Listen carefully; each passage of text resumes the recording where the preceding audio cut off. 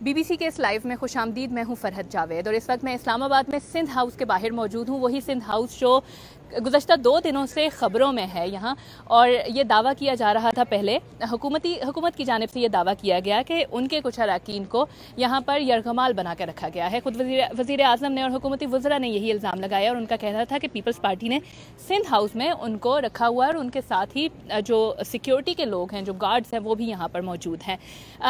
इस दावे को अगरचे गलत करार दिया था।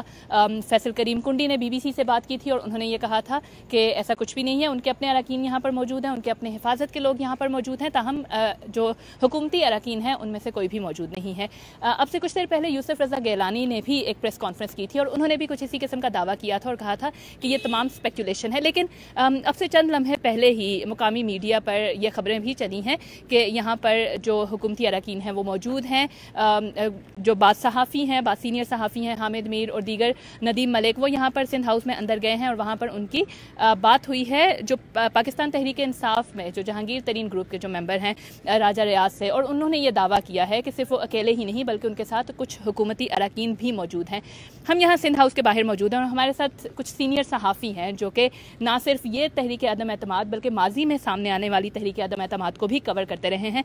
हम उनसे बात करेंगे, माजी के बारे में भी बात करेंगे, लेकिन उससे पहले एजाज़ अहमद है मेरे साथ और ज़फ़र मलिक साहब है। Sir, thank you very much. हम एजाज़ अहमद से हम पूछते हैं कि मौजूदा पॉलिटिकल सिचुएशन को वो कैसे देखते हैं। एजाज़ साहब, क्या हो रहा है आजकल शहर इक़्तिदार में? देखिए, आजकल शहर इक़्तिदार में माजी दोहराया जा रहा है। हमारी सियासत का ये जो पहलू है ये कोई इतना अच्छा और ताबनाक तो नहीं है। जैसे हम माजी में हमने देखा था 90 की दहाई में जो महाज़ाराई थी वो महाज़ाराई पलट आई है, लेकिन कुछ रवायात भी बदल रही हैं। उस महाज़ाराई में उस वक्त जब तहरीक अदम एतमाद आया करती थी तो उस वक्त के क्या होता था ये एक अलग बात है, लेकिन अब पहली मरतबा हुकूमती जमात तहरीक अदम एतमाद का सामना पार्लिमानी अंदाज में करने के बजाय एक किस्म की धमकियों पर उतर आई है और उसने जलसा करने का ऐलान कर दिया पार्लियामेंट के सामने डी चौक पर। फिर वफाकी वज़रा ये कह रहे हैं कि जिसमें हिम्मत है वो उन 10 लाख लोगों में से गुजर के जाए। एक साहब ने तो कहा, वफाकी वज़ीर ने, कि उनको अंडे पड़ेंगे, टमाटर पड़ेंगे, कुछ जिसकी वजह से आज बिलावल भुट्टो ने अपने ट्वीट पे ये कहा कि जो उनको अरकान ने जो हैं हुकूमती और दीगर उनको लाइफ थ्रेट हो गई है। तो ये क्या ये वजह है कि यहाँ सिंध हाउस में भी दावा किया गया कि यहाँ पे लोगों को सिक्योरिटी दी जा रही है? नहीं, मेरा नहीं ख्याल कि ये वजह भी है, इसलिए कि पाकिस्तान में ये रवायत रही है कि जब भी इस किस्म का कोई मौका आया है तो एक तो हॉर्स ट्रेडिंग होती है। अब भी हो रही होगी। हुकूमत इल्ज़ाम आयद कर रही है, अपोजिशन अब भी उस पर उसकी तरदीद कर रही है। अपोजिशन का ये कहना है, और गिलानी साहब का आपने अभी तज़किरा भी किया, यूसुफ रज़ा गिलानी ने आज ये दावा किया कि ऐसे ऐसे नाम सामने आएंगे कि लोग हैरान रह जाएंगे, जो बहुत दौलतमंद लोग हैं, बहुत बड़े लोग हैं। तो ज़रूरी नहीं है कि ये सारे लोग पैसे की वजह से आ रहे हों। कुछ अपनी जायज़ शिकायत भी हैं, क्योंकि हम पिछले 3 साल से 3.5 साल से ये देख रहे हैं कि तहरीक इंसाफ के MNAs के नाराज़ होने की खबरें आती हैं। कई लोगों ने ट्वीट्स भी किए। लेकिन ये कि माहौल बन गया है और उसमें जो हॉर्स ट्रेडिंग है वो लफ्ज़ एक बार फिर पाकिस्तान की सियासत में उभर कर दोबारा से राइज हो गया, रासिख हो गया है, और ज़्यादातर लोग ये समझते हैं कि हॉर्स ट्रेडिंग हो रही है और इसको आप रूल आउट भी नहीं कर सकते। हॉर्स ट्रेडिंग पे भी हम बात करेंगे, जो इल्ज़ाम अब लग रहे हैं। अब लेकिन फ्लोर क्रॉसिंग की भी एक बात बार बार की जा रही है। आपको लगता है कि ये इस बारे में थोड़ा ये बताएं कि कानून ये है क्या और क्या कैसे ये लागू हो सकता है? क्या अभी भी हो सकता है? आज जैसे अभी कुछ देर पहले राजा रियाज की ये स्टेटमेंट सामने आ रही है कि वो सिंध हाउस में मौजूद हैं और उनके साथ और लोग भी हैं। देखिए, फ्लोर क्रॉसिंग का तो मतलब यह है कि वो जो भी कानून है माजी में था या अब है, वो उस वक्त लागू होगा जब once the floor is crossed. अभी फ्लोर क्रॉसिंग हुई नहीं है, अभी सिर्फ बातें हो रही हैं फ्लोर क्रॉसिंग की। लेकिन मुझे याद है कि 1989 में जब आया था उसके बाद भी लोगों ने फ्लोर क्रॉसिंग की थी, और आपको याद होगा कि इफ्तिखार गिलानी साहब ने 1997 में ग़ालिबन 8वीं तरमीम के ख़ात्मे के लिए एक तहरीक पेश कर दी थी, कौमी असम्बली में रेजोल्यूशन जमा करा दी थी, और नुसरत भुट्टो साहिबा ने उन्हें पीपल्स पार्टी के रैंक्स में लोटा करार दिया था। तो वो ज़रूरत बहुत अरसे से महसूस की जा रही थी। फिर उसके बाद 97 में ही ये कानून आया फ्लोर क्रॉसिंग का 14वीं तरमीम के ज़रिए, और कानून उससे पहले भी था लेकिन उसको अमेंड करके मज़ीद सख्त किया गया, और उसमें ये कहा गया, एक नंबर ऑफ़ परसेंटेज मुकर्रर कर दी गई कि इतने % लोग एक नया फॉरवर्ड ब्लॉक बना सकते हैं, उससे कम पर लोग नहीं जा सकते। لیکن 18ویں ترمیم کے ذریعے اس سے پہلے 7ویں ترمیم کے ذریعے اس میں مزید امینڈمنٹ کی گئی اور 18ویں ترمیم کے ذریعے کسی بھی پولیٹیکل پارٹی کو پارلیمان کے اندر توڑ کر کوئی گروپ بنانے کا بھی راستہ ختم کر دیا گیا. لیکن اب پھر فلور کراسنگ کی باتیں ہو رہی ہیں. تو فلور کراسنگ میں صرف اگر اکثریت اپنا leader of the house change کر لے، اس وقت کا جو قانون ہے اس میں بس یہی گنجائش ہے کہ اکثریت 51% اس پارٹی کی اپنا لیڈر آف دی ہاؤس یا اپنا پارلیمانی لیڈر تبدیل کر لے تو بات بن سکتی ہے، ورنہ کسی گروپ کو بنا کر ارکان کے ادھر ادھر جانے کا کوئی راستہ نہیں ہے اس وقت. ٹھیک ہو گیا اعجاز صاحب، لیکن میں آپ کو یہ بھی بتاؤں کہ یہ کوئی پہلا موقع نہیں ہے کہ تحریک عدم اعتماد یہاں پاکستان کی سیاست میں اس کی گونج سنائی دے رہی ہے. اس سے پہلے بھی ایسا ہوتا رہا ہے. سب سے پہلے تو حسین شہید سہروردی کے خلاف ایک تحریک عدم اعتماد لانے کی کوشش کی گئی تھی، اگرچہ وہ لائی نہیں گئی اور اس سے پہلے ہی انہوں نے استعفیٰ بھی دے دیا. لیکن ایک جو بڑی تحریک عدم اعتماد ہمیں نظر آتی ہے وہ 1989 میں اس وقت کی وزیر اعظم محترمہ بے نظیر بھٹو کے خلاف سامنے آئی تھی. اور ہمارے ساتھ جو دونوں صحافی موجود ہیں، ظفر ملک صاحب بھی اور اعجاز صاحب بھی، ان دونوں نے ہی اس کو کور کیا ہے. ظفر ملک صاحب، یہ جو ماضی کی تحریک عدم اعتماد تھی، آپ نے اس پہ BBC کے لیے ایک آرٹیکل بھی ابھی ریسنٹلی لکھا، کچھ اس بارے میں بتائیں. اس وقت آپ رپورٹنگ کر رہے تھے، کیا دیکھا اس وقت، کیا منظر تھا؟ فرد اس وقت وہ منظر اب کے منظر سے بڑا ہی مختلف تھا، اس لیے کہ پرائم منسٹر تب بے نظیر بھٹو تھی، جن کے پیچھے ایک ڈیموکریسی کی اسٹرگل کی ایک لیگیسی تھی، اور وہ اس وقت کی اسٹیبلشمنٹ کی مرضی کے خلاف اقتدار میں آئی تھی. عوام ان کو اقتدار میں لائے تھے 1988 کے الیکشن کے ذریعے، ضیاء اللہ کی ڈیتھ کے فوراً بعد. اسٹیبلشمنٹ بیک فٹ پہ جا چکی تھی. اس کے باوجود کہ وہ بیک فٹ پہ تھی، لیکن general Mirza Aslam Beg through president اور تھرو ادر انسٹیٹیوشنز وہ معاملات کو کافی حد تک کنٹرول کرنے کی کوشش کر رہے تھے. جو بڑی اپوزیشن تھی وہ اس وقت اسلامی جمہوری اتحاد کے نام سے ایک ایسا اتحاد تھا جو صرف اس کو ایک ہی نام دیا جا سکتا تھا کہ اینٹی بھٹو ووٹر کو اکٹھا کیا گیا تھا. تو 23 اکتوبر 1999 جب وہ تحریک عدم اعتماد اسمبلی سیکریٹریٹ میں 86 ارکان کے دستخطوں سے جمع کروائی گئی، تو وہ خود حکومت کے لیے بھی اور پاکستان کے عوام کے لیے بھی ایک سرپرائز تھا. کوئی اس وقت مارکیٹ میں کوئی ایسی خبریں نہیں تھیں، کیونکہ ٹی وی چینلز بھی نہیں تھے اس وقت، صرف اخبارات تھے. تو اس لیے اس طرح سے بریکنگ نیوز بھی نہیں ہوتی تھی، زیادہ سے زیادہ زمینہ چھپ جاتا تھا کوئی بہت بڑی. تو آپ بطور صحافی آپ لوگوں میں تجسس تو وہی ہوتا ہوگا جو آج ہم سب میں ہے، اور آج لگتا ہے کہ عوام بھی اس میں شامل ہوتی ہے، کیونکہ جیسا کہ آپ نے کہا کہ ٹی وی چینلز کی بھرمار ہے اور اس کے بعد سوشل میڈیا ہے، تو ہر خبر ایک سنسنی پھیل جاتی ہے. اس وقت ماحول کیا تھا؟ وہ ماحول بڑا کام اینڈ کول اینڈ کوائٹ اور بڑا سوبر ماحول تھا. اگر میں آپ سے یہ کہوں تو اسپیکر ملک معراج خالد تھے، ٹھیک ہے، جن کے پیچھے پھر اگین ایک پولیٹیکل ان کی ایک ہسٹری تھی، ایک ڈیموکریٹک ویلیوز تھیں. ابھی جب میں یہ دیکھتا ہوں تو ان میں موجودہ لوگوں میں سے شیخ رشید تب اپوزیشن میں تھے، اور جو فرنٹ لائن پہ اپوزیشن کی طرف سے جو لوگ ایکٹیو تھے ان میں شیخ رشید بھی تھے. لیکن حکومت کی طرف سے خواجہ احمد طارق رحیم تھے، افتخار گیلانی تھے، اعتزاز احسن تھے.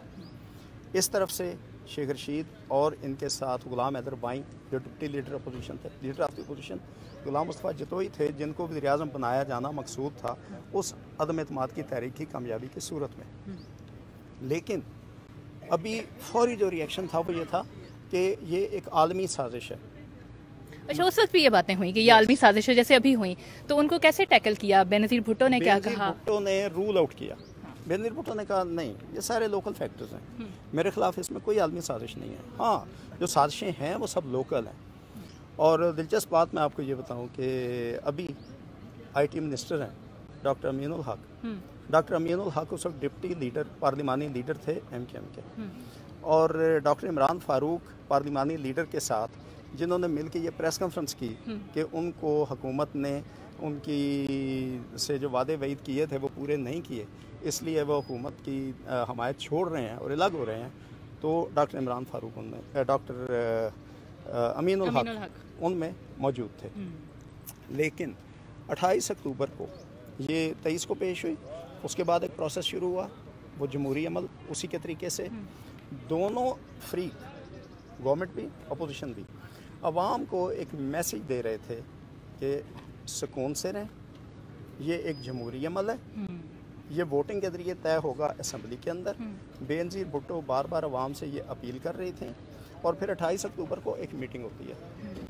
ملک معراج خالد ایک میٹنگ شیئر کرتے ہیں اسپیکر, جس میں اس طرف سے اپوزیشن کی طرف سے شیخ رشید ہیں, اور ان کے ساتھ غلام ادربائی ہیں, ایک البند چودھری نثار تھے, لیکن گورنمنٹ کی طرف سے خواجہ احمد طارق رحیم تھے, افتخار گیلانی تھے, اعتزاز احسن تھے. اور ان لوگوں نے بیٹھ کے آپس میں جو رولز طے کیے, جو باقاعدہ اس کا طریقہ کار طے کیا, وہ یہ تھا کہ عوام کو بتا دیا جائے کہ کوئی شخص اس دن پارلیمنٹ کے گرد نہیں پھٹکے گا, صرف ارکان قومی اسمبلی آئیں گے. اس کو آپ یوں دیکھیں کہ جیسے آج کے ماحول کے بالکل برعکس. تو یہ ابھی ہم سندھ ہاؤس کا بھی, میں آپ دونوں سے یہ سوال کروں گی, یہ سندھ ہاؤس کے بھی ہم اراکین کی بات کر رہے ہیں کہ یہاں پر موجود ہیں. کچھ ایسی ہی اس وقت جو بازگشت سنائی دیتی تھی وہ مری اور چھانگا مانگا کی سنائی دیتی تھی. یہ سب کیا تھا؟ اعجاز صاحب پہلے آپ مجھے بتائیں, یہ مری اور چھانگا مانگا کو اس وقت کیا سلسلہ تھا؟ ظفر صاحب میں اسی پہ پھر آپ سے بھی سوال کروں گی. یہ اراکین کو محفوظ مقام پہ رکھنا, یہ سب کیا ہے؟ چھانگا مانگا کا نام تو پہلی بار سیاست میں اس وقت سنا گیا تھا جب الیکشن ہوا 1988 کا, اور اس کے بعد پنجاب میں حکومت سازی ہونی تھی. اس کے بعد پھر دوبارہ اس وقت سنا گیا, کچھ لوگوں کو IJI جیسا ابھی ظفر صاحب بتا رہے تھے کہ مری لے گئے, مری میں رکھا گیا. اس میں اس وقت کی IJI کا یہ دعویٰ تھا کہ, اور اس کے پنجاب کے صدر میاں نواز شریف تھے, بلکہ مرکزی صدر نواز شریف صاحب بن گئے تھے, اور اس وقت یہ دعویٰ کیا گیا کہ اپوزیشن کے پاس اکثریت ہے. حکومت نے کہا ٹھیک ہے اور دیکھ لیں گے. اور ایک فرق یہ تھا کہ اس وقت کا اسپیکر آج کے اسپیکر کی طرح حکومت کی میٹنگز میں شرکت نہیں کر رہے تھے. اسپیکر نے یہ طے کیا کہ اجلاس کس دن ہوگا. اسپیکر نے میٹنگ بلایا کہ دونوں پارٹیز کا کوڈ آف کنڈکٹ طے کیا کہ کیا ہوگا, اور پھر باہر میسج گیا. تو اور پیپلز پارٹی جو ہے وہ اپنے ارکان کو, مجھے یاد ہے آفتاب شیرپاؤ صاحب وزیر اعلیٰ تھے خیبر پختونخوا کے, تو اس وقت صوبہ سرحد کہلاتا تھا, صوبہ سرحد بھیجا گیا اور پھر ان کو سوات بھیج دیا گیا. اور جہاں تک مجھے یاد ہے ایک سرکاری گاڑی میں, غالباً فیڈرل سیکرٹری تھے, ان کی گاڑی میں کچھ رقم پکڑی گئی, اور وہ رقم مبینہ طور پر ان MNAs کو دی جانی تھی جو پیپلز پارٹی میں تھے, اور آفتاب شیرپاؤ صاحب کو قبضہ ہی کہا جا سکتا ہے, یا ان کے پاس تھے, سوات میں تھے. تو لیکن اس کے باوجود بھی, یہ سارے الزامات لگنے کے باوجود بھی آج کا ماحول نہیں پیدا ہوا تھا. ایک بنیادی فرق اور تھا اس وقت کے اور آج کے ماحول میں. ظفر ملک نے ابھی اس نے لکھا بھی اور آج ابھی بتا بھی رہے تھے, اس وقت کی اسٹیبلشمنٹ پوری طرح تحریک عدم. بالکل, میں ابھی اس سوال پہ آ بھی رہی ہوں آپ کے پاس, لیکن میں اس اسٹیبلشمنٹ پہ بھی جانے سے پہلے, ظفر صاحب آپ تو مری میں بھی موجود تھے, تو وہاں کیا ہو رہا تھا, کیوں لوگ وہاں جمع تھے, اور وہاں کیا چل رہا تھا, اور کیا اب بھی ویسا ہی ماحول ہے, یہ کچھ بدلاؤ آیا ہے؟ نہیں, یہ بالکل ویسا ماحول نہیں ہے. لیکن وہاں تھا کیا اس وقت مری میں جو آپ نے پنجاب لکھا کہ کچھ لین دین ہو رہا تھا, لین دین کی باتیں ہو رہی تھیں.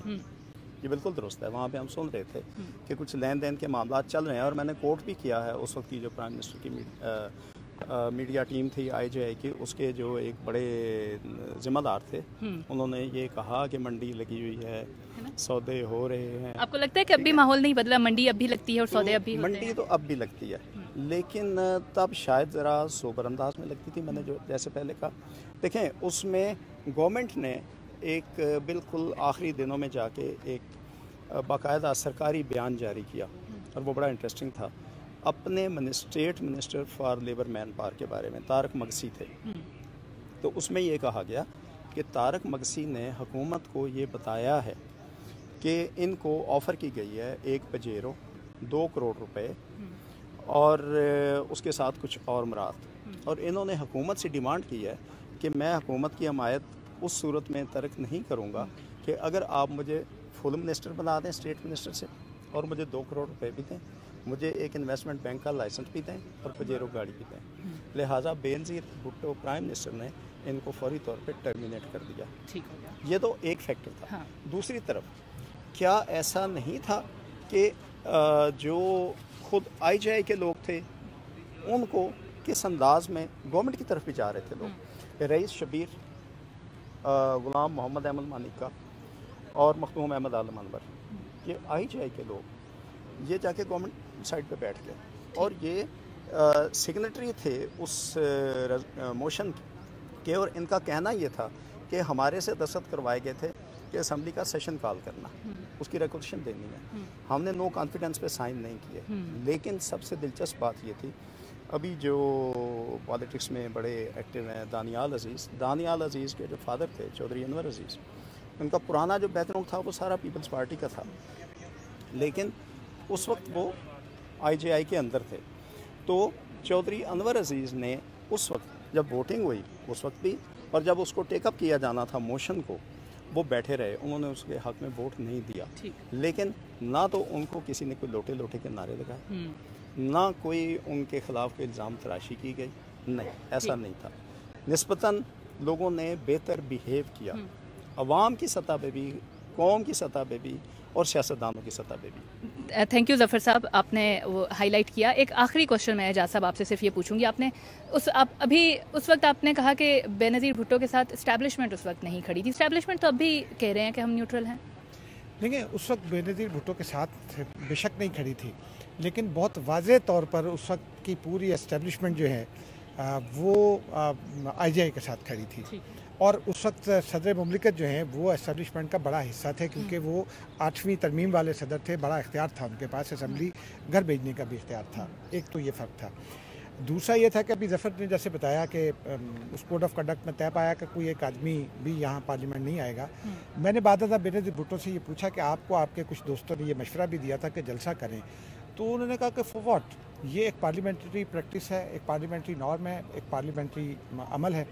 وہ ہوا تو ہم نے اس کو، انہوں نے کہا کہ میں نے یہ کہا کہ یہ پارلیمانی پروسیس کے ذریعے ہی اس کو ہم ووٹ آؤٹ کریں گے. اور پھر وہ ووٹ آؤٹ بھی ہوا، اور اس دن دنیا نے یہ بھی دیکھا تھا کہ ایک رکن جو پہلے حکومت کے تھے وہ آئی جے آئی کے ساتھ چلے گئے تھے، انہوں نے آ کر حکومت کی بینچوں پر آ کر یہ شکایت کی اسپیکر کو کہ جی ان کو زبردستی لے جائے گا اور وہ اپنی پارٹی کو ووٹ کرنا چاہتے ہیں. اچھا. تو اس وقت اور ہاں، لیکن جو ایک فرق ہے نا، اس وقت پاکستانیوں کا جنرلی بھی پاکستان کے لوگوں کا رویہ جو ہے اس میں اعتدال زیادہ تھا، سیاست کو زیادہ سمجھتے تھے. اب لوگ سیاست سے بھی نفرت کرتے ہیں اور غصہ بھی ان میں ہے. اب ہم دیکھتے ہیں نا مظاہروں میں اپنے ریئیکشنز. تو آج جلسہ کرنا اور پھر اس قسم کی گفتگو، جو بڑا خطرہ ہے وہ یہی ہے، اور شاید یہی ایک وجہ ہے کہ اپوزیشن پیسے تو دے رہی ہوگی، لیکن یہ ایک وجہ ہو سکتی ہے کہ ارکان کو اپوزیشن کے لوگ محفوظ رکھنے کے لیے سندھ ہاؤس میں یا اپنے دیگر اس میں لاجز میں لے جا رہے ہیں. ایک سوال کا جواب ظفر صاحب دیجیے گا. ابھی انہوں نے پارلیمنٹیرینز کو لاجز میں لے کے جا رہے ہیں اور محفوظ رکھنے کے لیے، ابھی کیا وجہ ہے کہ ابھی یہ پی ٹی آئی کے ایم این ایز، جیسے آج راجہ ریاض کا انٹرویو ابھی چل گیا، سندھ ہاؤس کے اندر وہ موجود ہیں اور وہ کہہ رہے ہیں کہ ان کے ساتھ اور لوگ بھی ہیں، ابھی یہ کیوں سامنے آ رہے ہیں؟ کیا اس میں کیا پولیٹیکل آپ کو لگتا ہے کہ گین ہے؟ دیکھیں، پولیٹیکل گین تو یہ ہے کہ اپوزیشن کو بھی اب شو کرنا ہے کہ لوگ ہمارے ساتھ ہیں، اور وہ زبردستی نہیں رکھے گئے، ان کو بند کر کے نہیں رکھا جا رہا، ان کو ریکارڈ پہ لایا جا رہا ہے. اس لیے کہ پچھلے چند دنوں میں آپ نے دیکھا جیسی ڈیولپمنٹس ہوئیں، پی ایم ایل کیو کی طرف سے کیسی اسٹیٹمنٹ آئی، اور پھر کس طرح سے لگتا ہے کہ انہوں نے تھوڑا سا اس سے وہ پیچھے ہٹے. تو یہ وہ چیزیں ہیں جو اپنی اسٹرینتھ بھی شو کرنی ہے، کیونکہ اگر اس وقت نون لیگ سے، پیپلز پارٹی سے، یا اور ان کے جو دیگر اپنے اتحادی ہیں ان میں سے، جے یو آئی سے، ان میں سے اگر آ کے کوئی اسٹیٹمنٹ دے کہ ہم ادھر سندھ ہاؤس میں ہیں، ہم موجود ہیں، وہ اتنی پاور شو نہیں ہوگی جتنی کہ ترین گروپ کے لوگ آئیں، یا اگر کاف ان کے ساتھ آ جائے یا ایم کیو ایم آ جائے. تو وہ شو کرنا جو ہے وہ اپنی اسٹرینتھ کو شو کرنا ہے، اور اسی کے لیے کوشش اس وقت ہو رہی ہے. تھینک یو ویری مچ ظفر صاحب. تھینک یو اعجاز صاحب. ہم یہاں پہ سندھ ہاؤس کے باہر موجود تھے اور آپ کو یہاں کی صورتحال بتا رہے تھے. کچھ ایسا یہاں پہ موجود ہیں لوگ، حکومتی اراکین ہیں، پی ٹی آئی کے ممبران ہیں یہاں پر جو کہ موجود ہیں، اور ان کو اب وہ سامنے بھی آ رہے ہیں، اور جو ان کا دعویٰ ہے وہ یہی ہے کہ وہاں یہاں پہ متعدد، ان کا کہنا ہے کہ 1 درجن بھر کے قریب جو ہیں وہ اراکین یہاں پر موجود ہیں. آج پرائم منسٹر کی جانب سے ایک اجلاس ہوا، اس کی صدارت انہوں نے کی، اور اس اجلاس میں بھی مقامی میڈیا کے مطابق یہ کہا گیا کہ سندھ ہاؤس پر نظر رکھی جائے گی، اور یہ الزام لگایا جاتا رہا ہے کہ یہاں پہ ہارس ٹریڈنگ کی جا رہی ہے، جبکہ پیپلز پارٹی کا یہ کہنا ہے کہ یہاں ان کے پاس جو لوگ موجود ہیں وہ حفاظت کی خاطر یہاں پر آئے ہیں. تو یہ صورتحال ہے اب تک کی لیٹسٹ. اس بارے میں تحریک عدم اعتماد، سیاسی جوڑ توڑ سے متعلق جو بھی خبریں ہمارے پاس آئیں گی ان کے لیے آپ وزٹ کیجیے BBC اردو کی ویب سائٹ، اور اس کے علاوہ ہمارے سوشل میڈیا پیجز. ہمارے ساتھ رہنے کے لیے شکریہ.